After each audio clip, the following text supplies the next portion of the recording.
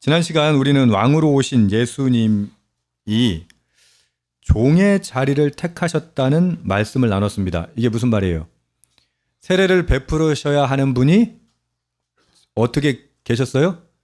세례 받는 죄인들 속에 계셨지요. 그랬을 때, 세례를 받았을 때 하늘이 열리고 하나님의 음성이 들렸습니다. 뭐라고 들렸습니까? 이는 내 사랑하는 아들이요 내 기뻐하는 자라. 여러분, 하나님의 뜻을 이루는 방식은 힘, 권력, 굴림, 이것이 아니라 순종하는 것입니다. 믿으십니까? 아멘. 하지만 힘이 있어야 뭘 하지. 요즘에 우리 교회, 기독교에서 그런 거 있잖아요. 왜? 기독교 당 만들어가지고 우리가 힘을 얻어야 정치적으로 높은 자리에 가야 하나님의 뜻을 이룰 수 있다라고 이제 주장하시는 분들도 계세요. 정치 얘기하는 거 아니에요. 그런데 여러분, 하나님의 뜻은요, 그런 굴림으로 이루어지지 않아요. 뭘로 이루어진다고요? 순종으로, 낮아짐으로 이루어집니다. 오늘 본문은 그 순종, 낮아짐, 그리고 하나님의 음성, 이는 내 사랑하는 아들이다.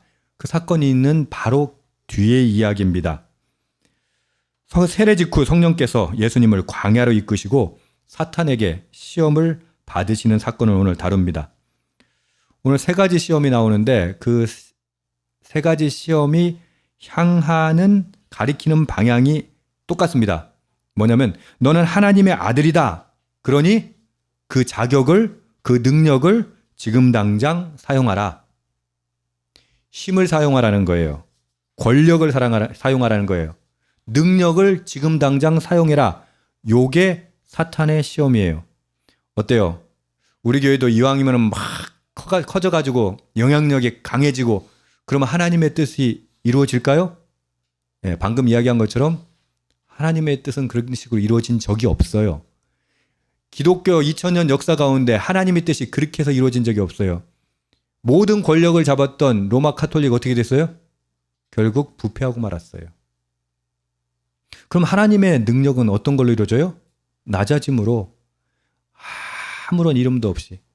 최근에 큐티하다가 방송 보니까 그 일본 선교사님들을 다뤘던, 일제시대 일본 선교사님들을 다뤘던 영화가 있다 하더라고요. 제가 한번 나중에 찾아보고 싶은데 그분들은요, 기록조차 남기지 않았대요.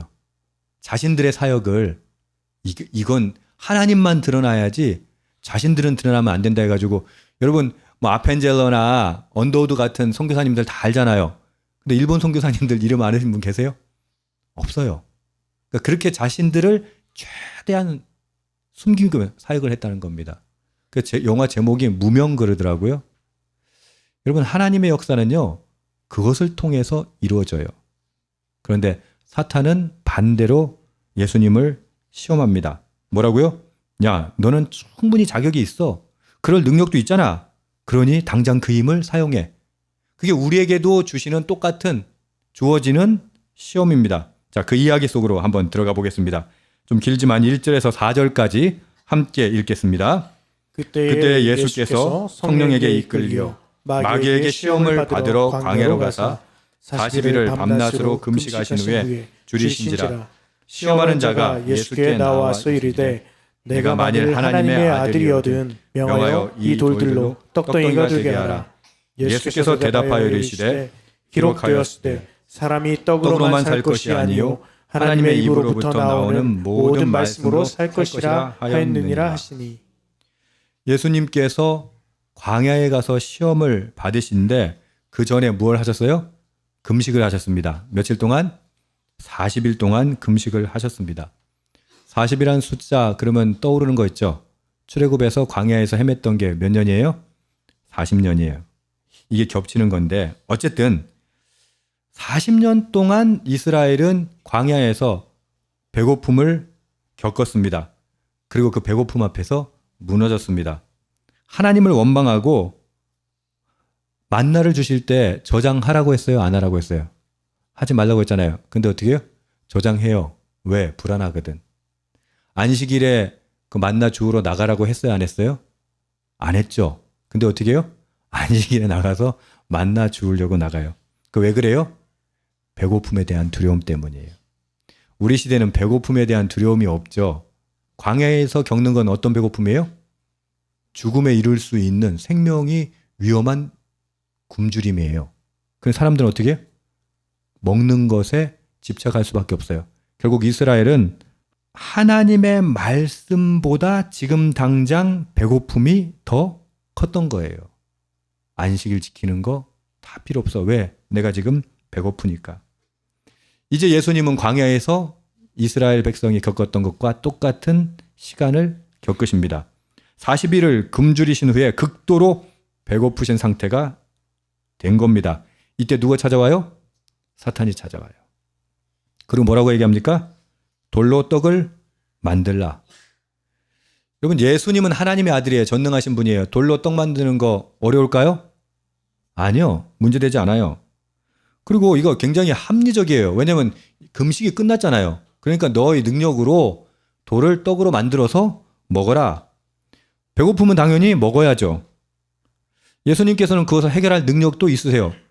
나중에 어떻게 하세요, 예수님? 오병이어가지고 몇천 명을 먹여요?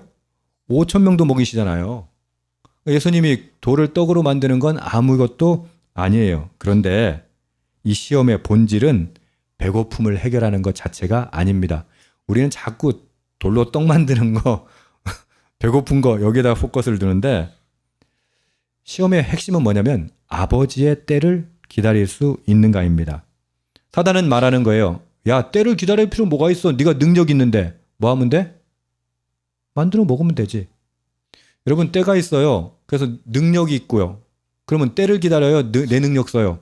아이고, 아이들 양육할 때도 어떻게 해요? 내가 돈 있으면 돈으로 해결하려고 하지. 기도하려고 하세요? 이거 굉장히 중요한 얘기예요.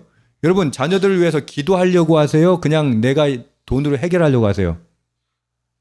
대답을 안 한 이유는 뭐야? 전자예요, 후자예요? 후자예요. 그냥 내 능력으로 해결하려고 하죠. 사단이 지금 그걸 부추기고 있는 겁니다. 하나님의 아들이라는 신분, 그 신분 가지고, 그 능력 가지고 너를 위해서 써. 뭐 남한테 피해 주는 거 아니니까 문제 없잖아요. 예, 문제 없어 보여요. 근데 교회도 마찬가지예요. 자신의 능력으로 뭘 해내는 거, 그거 굉장히 위험해요. 우리 신앙인들 다 똑같아요. 내 능력으로. 하나님께서 왜 그 능력 주셨는 줄 아세요? 하나님의 뜻을 이루라고 능력 주신 거예요. 여러분들 왜 여러분 통장에 잔고가 있고 월급을 받고 돈이 있어요? 하나님의 뜻을 이루라고 주신 거예요. 예수님에게도 하나님의 뜻을 이루라고 주셨기 때문에 예수님 뭐에 안 써요? 나의 욕구를 충족하는 데 사용하지 않아요. 신명기 8장 3절에 이렇게 나와 있어요. 너를 낮추시며 너를 줄이게 하시며, 그러니까 이스라엘 백성에게 하는 얘기입니다. 만나를 내게 먹이신 것은, 아니 낮추시고 광야에서 배고프게 하시고 그리고 만나를 주셔서 먹게 하신 것은 이유가 있었다. 신명기가 말하는 건 여러분 아시는 말씀. 사람이 떡으로만 사는 것이 아니요 여호와의 입에서 나오는 모든 말씀으로 사는 줄을 내가 알게 하려 하심이라. 아멘. 이스라엘 백성들에게 만나를 주신 건 단순히 니들 배 채워라, 그게 아니라 사람이 떡으로만 사는 게 아니라 하나님 말씀으로 사는 거라는 거예요. 떡으로만 사는 사람들이 있어요. 따라합시다. 짐승 같은 사람. 떡으로만 살아요. 온통 떡밖에 안 보여요. 온통 돈밖에 안 보여요. 근데 하나님이 그 물질을 공급하시는 이유가 뭐라고요? 하나님의 말씀으로 사는 걸 훈련하는 거예요. 그러면 그걸 훈련할 때 제일 좋은 방법 뭔지 아세요? 떡을 싹 치워보면 알아. 그랬을 때 하나님의 말씀으로 나는 살 수 있는가? 설교하는 저도 힘들어요. 제가 말씀 준비하면 생각해 봤어요. 나는 과연 떡이 없을 때 하나님의 말씀으로 살 수 있을까? 여러분, 사람과 짐승의 차이가 뭐예요? 짐승은 배고프면 어떻게 돼요? 그냥 으르렁거리며 싸우고 뭐라도 뺏어라도 먹어야 돼요. 그게 짐승이에요. 정상적인 사람이라면 어떻게 해요? 참을 수 있어야죠. 지금 우리 시대는 안 그렇지만 저희 부모님 세대들은 어떻게 했는 줄 아세요? 저희 부모님 세대들 그 시중에 왜 그런 거 있잖아요. 엄마는 그래도 되는 줄 알았습니다. 라는 시 있잖아요. 그죠? 뭐라고 그래요? 생선 대가리만 먹어. 그러니까 엄마는 당연히 생선 대가리 좋아하는 줄 알았어. G.O.D가 불렀죠. 어머니는 짜장면이 싫다고 하셨어. 싫어하긴 뭘 싫어해. 돈이 없는데 짜장면을 샀어. 그럼 어떻게 해야 돼? 아, 엄마는 짜장면 싫어해. 그리고는 자식 먹이는 거예요. 그게 인간이에요? 짜장면 왔다고 비켜 이 자식아 이래가지고 내가 힘이 세니까 다 먹어 제끼면 그게 부모예요, 아니에요? 아니에요. 짐승처럼 살지 마세요. 사람이 떡으로만 사는 게 아니라 하나님 말씀으로 사는 거다. 그게 사람이에요. 여러분 다시 한번 생각해 봅시다. 나는 사람입니까? 아니면 짐승입니까? 아, 짐승이에요? 할 말이 없네. 오늘 축복합니다. 사람으로 살길 축복합니다. 사람은 떡으로만 사는 게 아니라 뭘로 산다고요? 하나님의 말씀을 의지해서 사는 거예요. 자신의 배고픔보다 하나님의 말씀이 먼저이길 축복합니다. 그것이 훈련되기를 축복합니다. 그래서 말씀 보라고 하는 거고 그래서 큐티하라고 하는 거예요. 안 그러면 우리는 똑같이 짐승처럼 살아가는 거예요. 오늘 우리도 이 시험 앞에 서게 됩니다. 결핍의 자리에서 불안한 상황 앞에서 우리는 내 방식대로 내 힘으로 먼저 해결하려는 유혹을 받습니다. 그러나 우리가 붙들어야 할 건 뭐예요? 그 상황이 아니라 말씀입니다. 할렐루야. 아버지를 신뢰하는 삶이란 내 필요보다 하나님의 뜻을 먼저 구할 수 있는 것입니다. 두 번째 시험 이야기는 5절에서 7절입니다. 함께 읽읍시다.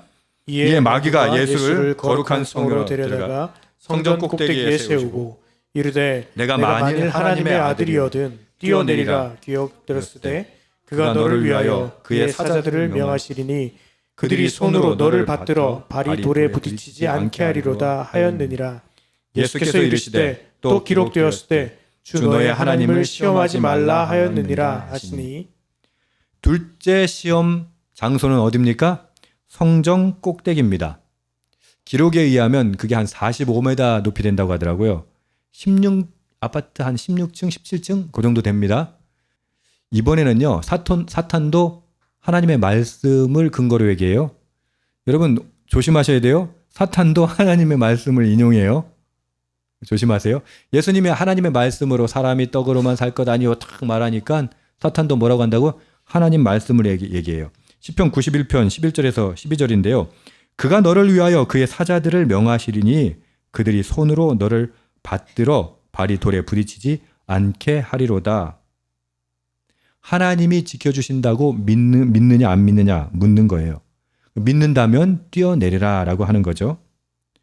겉으로 보면 믿음을 표현해라 라고 하는 것처럼 보여요. 그러나 이번에도 예수님은 이 시험의 본질을 꿰뚫어 보십니다. 광야에서 똑같은 일이 있었어요. 광야에서 물이 없자 백성들이 뭐라고 얘기합니까? 하나님을 시험해요. 신명기 6장 16절에 보면 너희가 마사에서 시험한 것 같이 너희 하나님 여호와를 시험하지 말고 르비딤에서 물을 구할 수 없게 되자 모세를 원망하며 말했습니다. 여호와께서 우리 중에 계신가 안 계신가? 이게 무슨 말이에요? 물이 나오면 여호와가 살아계신 거고 물이 안 나오면 여호와는 살아계시지 않는 거야. 여러분 목사로서 사역하면서 제일 가슴 아프게 듣는 고백이 뭔지 아세요? 하나님 살아계시지 않아요.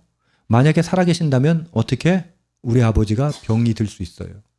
하나님 살아계신다면 어떻게 내 사업이 망할 수 있어요? 하나님이 살아계시고 안 계신 걸 뭘로 증명한다고요? 자신의 욕구가 채워지는가 채워지지 않는가로 증명해요. 여러분도 가끔 그럴 때 있잖아요. 너무 속상하면 하나님 살아계신 거 맞아? 어떻게 나한테 이러실 수 있어? 르비딤에서 물을 구할 수 없게 되자 원망하며 하나님을 시험했던 사람들, 그래서 그 장소의 이름을 뭐라고 바꿨다고요? 마사, 시험하는 곳이다 라는 뜻으로 바뀌었다는 거예요. 사탄이 인용한 시편 91편은 하나님이 보호하신다는 약속이 담겨있는 말씀입니다. 말씀 자체가 틀립니까? 맞습니다. 문제는 그 말씀을 어떻게 사용하느냐 하는 것입니다. 사탄은 하나님의 약속을 하나님을 시험한 수단으로 사용하고 있습니다. 성경 본문을 문맥에서 뜯어내서 어쩔 수 없이 보호해야 하는 상황을 인위적으로 만들어내서 하나님의 존재를 증명하라. 그리고 사탄이 이렇게 얘기했죠. 네가 만일 하나님의 아들이거든. 돌을 떡으로 만들려고 할 때도 똑같이 했던 말이에요. 네가 만일 하나님의 아들이거든. 이것은 하나님을 자신의 뜻대로 움직이려는 불신앙의 다른 얼굴입니다. 여러분, 하나님은 요술램프 지니가 아니에요. 그런데 우리는 어떻게 한다고요? 하나님을 내 뜻대로, 마음대로 조작하려고 한다는 것이죠. 참된 믿음은 하나님의 존재를 증명받는 것이 아닙니다. 어떤 상황에서도, 심지어 하나님이 살아계시다는 게 확인되지 않아도 하나님을 신뢰하는 것이 참된 믿음입니다. 근데 이게 어렵죠. 예수님은 생애 내내 이 길을 걸으셨습니다. 기적으로 자신을 증명하지 않으셨습니다. 체포당하는 순간에 천사를 동원하실 수 있어요, 없어요? 있어요. 그런데 그렇게 부르지 않으셨습니다. 십자가에 달리셨을 때도 군중이 예수님에게 뭐라고 얘기해요? 네가 하나님의 아들이거든? 십자가에서 내려오라. 그것은 광야에서 사탄이 했던 시험과 똑같아요. 그러나 예수님은요, 그것을 하나님께 증명을 요구하지 않아요. 그리고 묵묵히 끝까지 아버지를 신뢰하세요. 그 신뢰에 대한 답이 무엇입니까? 부활입니다. 할렐루야. 여러분, 우리도 하나님의 침묵 앞에서 기도의 응답이 보이지 않을 때 똑같은 시험을 받습니다. 정말 하나님 살아계신가? 하나님을 시험하는 것과 하나님을 신뢰하는 것은 종이 한 장 차이예요. 진짜 자녀는요, 확인을 요구하지 않아요. 서준이는 엄마 아빠가 진짜 엄마 아빠라는 걸 믿어 의심치 않아요. 증명해내라고 하지 않아요. 왜요? 아들이니까. 진짜 아들이니까. 여러분 어떠세요? 우리는 하나님께 진짜 아들인지 아닌지 증명해 주십시오 라고 떼쓰고 있지 않습니까? 진짜 아들은 아버지의 신실하심을 믿고 그 뜻 안에서 인내하는 것. 그게 진짜 아들의 믿음입니다. 저는 여러분들이 여러분의 부모님을 의심하지 않는 것처럼 하나님을 의심하지 않기를 축복합니다. 아멘. 세 번째 시험 이야기 8절에서 10절입니다. 시작. 마귀가 또 그를 데리고 지극히 높은 산으로 가서 천하만국과 그 영광을 보여 이르되 만일 내게 엎드려 경배하면 이 모든 것을 내게 주리라. 이에 예수께서 말씀하시되 사탄아 물러가라. 기록되었으되 주 너의 하나님께 경배하고 다만 그를 섬기라 하였느니라. 세 번째 시험 장소는 지극히 높은 산입니다. 마귀는 예수님께 천하만국과 그 영광을 보여줍니다. 그리고 만일 내게 엎드려 경배하면 이 모든 것을 주겠다라고 이야기합니다. 근데 이번에는요, 앞에 두 개는 내가 만일 하나님의 아들이거든 이렇게 얘기하거든요. 근데 이번에는 그 말이 없어요. 왜요? 하나님과의 관계를 아예 지워버린 거예요. 그리고는 마귀와 예수님과의 거래 관계로 영광을 얻으라고 말하는 겁니다. 이 시험은 가장 노골적이지만 동시에 가장 근본적입니다. 예수님은 천하 만국을 다스리실 왕입니다. 맞아요, 안 맞아요? 천하 왕국을 다스리실 거예요. 그런데 그 왕권은 무엇을 통해서 얻어져요? 십자가를 통해서 얻어져요. 고난을 통해서, 죽음을 통해서, 부활을 통해서 그 권세를 얻게 될 겁니다. 사단은 지금 뭐라고 얘기하는 줄 아세요? 우회로를 만들어주는 거예요. 야, 그렇게 고통스럽게 할 필요 뭐 있어? 그냥 내 앞에 절하면 이 모든 것을 다 줄게. 십자가 없는 왕관, 고난 없는 영광, 순종 없는 결과, 이게 사단이 제시한 조건입니다. 솔깃해요, 안 해요? 여러분, 십자가, 고난, 죽음 다 거치고 내가 영광을 줄게. 이거랑 야, 여기 절 한 번만 해. 그러면 내가 이 모든 영광 다 줄게. 어느 게 더 좋아요? 두 번째가 훨씬 좋아요. 훨씬 편해요. 그런데 엎드려 경배하는 건 단순한 몸짓이 아니에요. 에이, 내가 여기서 한번 딱 절하고 그 다음에 하나님 믿으면 되지. 이런 유혹이 목사한테도 있어요. 가끔 유혹이 오거든요. 아, 요것만 한번 딱 눈 감고 나머지는 모든 거 잘하면 되지. 그런데 이렇게 경배한다는 게 뭐예요? 누구에게 무릎을 꿇느냐가 그 사람의 전체 삶의 방향을 결정해요. 한번 잠깐 절하고 회개하고 돌아서면 되지. 아니에요. 그 절하는 것이 우리 인생의 방향을 결정해버려요. 예수님이 사탄에게 경배하는 순간 그분은 더 이상 하나님의 아들이 아니라 마귀의 종이 됩니다.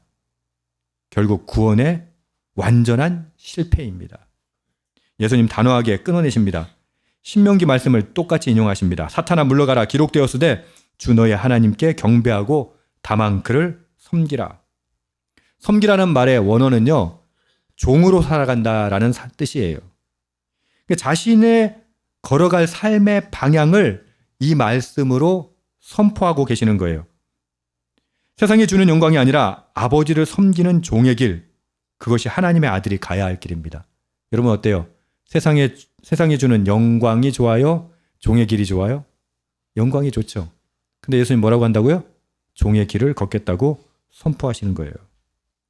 마귀는 높은 산에서 모든 영광을 주겠다고 약속했죠. 그러나 예수님이 실제로 모든 권세를 받으신 건 그 산이 아니에요. 여러분 산 잘 오르세요.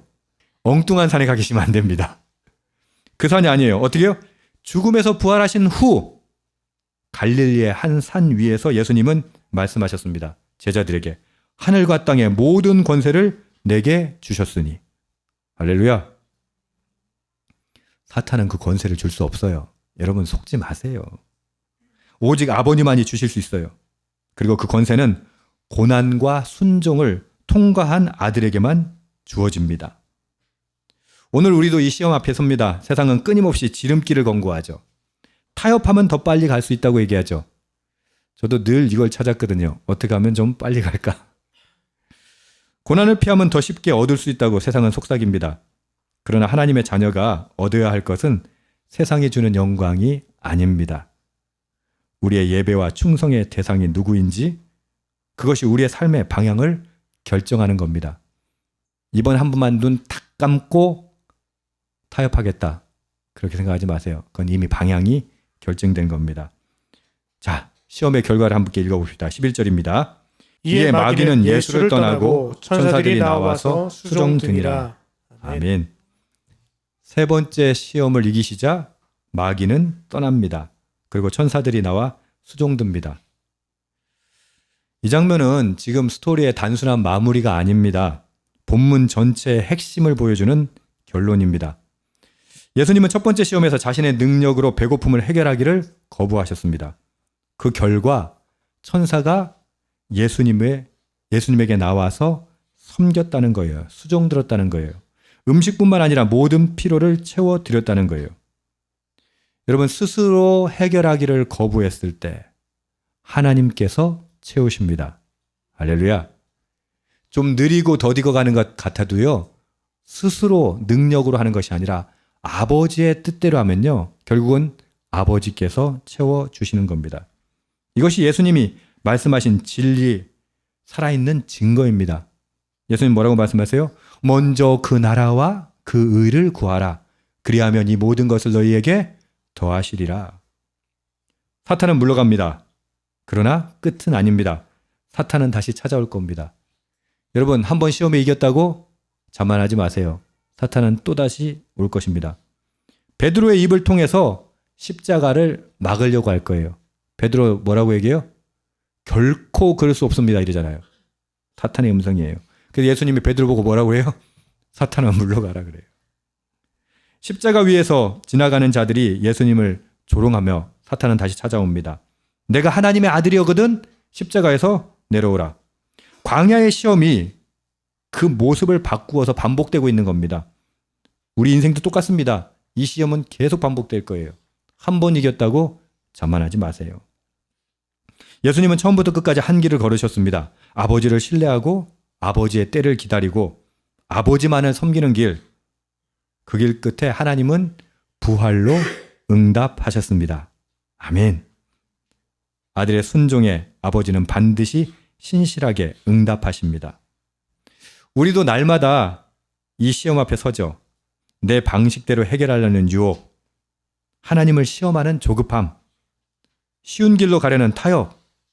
그러나 오늘 예수님이 보여주시는 길은 분명합니다. 아버지를 신뢰하고 아버지의 때를 기다리고 아버지만 섬기는 것입니다. 자, 다시 세례 당시의 장면으로 돌아가 봅시다.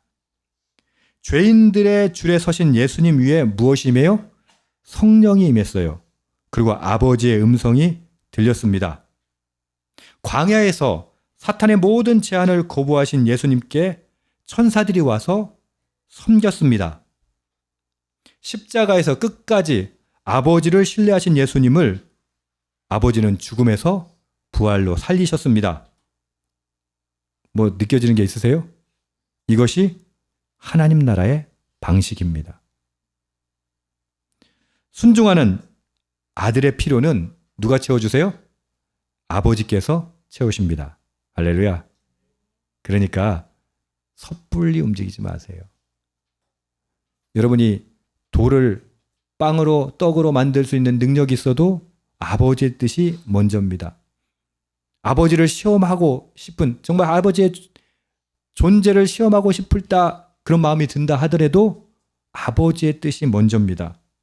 그렇게 아버지만 섬기십시오. 하나님 아버지만 믿고 따르십시오. 그 길이 쉽지 않아요. 설교하는 저도 조심스러운 게 그거예요. 결코 쉽지 않아요. 돌아가는 것 같아요. 멀어 보여요. 때로는 억울하고 고통스러워 보입니다. 그런데 그 길 위에서 아버지는 반드시 역사하십니다. 아멘. 예수님이 걸어가신 그 길, 멀어 보이지만 가장 빠른 그 길을 저와 여러분도 함께 걸을 수 있기를 주님의 이름으로 축복합니다. 아멘. 기도합시다.